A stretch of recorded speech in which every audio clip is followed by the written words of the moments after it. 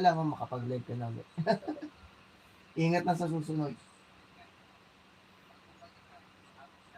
O Jemay, para sa kaalaman ha, at surprise, wag na wag ninyong pahayaan na yung bata lang ang nasa video. Okay? Para hindi kayo mapalo ni Lolo. Ito lang yung nangyari kay Inday Dais. Oh. Tignan ninyo. Isang aral sa atin yan ng mga small YouTuber.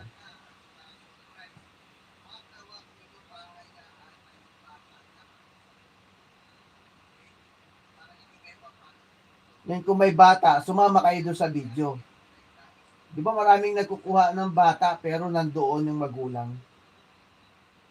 Nakaano sila, naka-front din. Para iwas palo.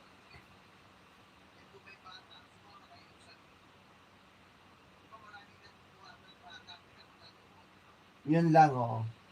Kailangan nandoon ka.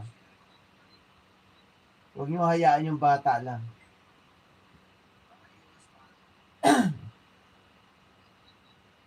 Nagsasalita ka, pumapalakpak ka, tapos nandun ka sa camera.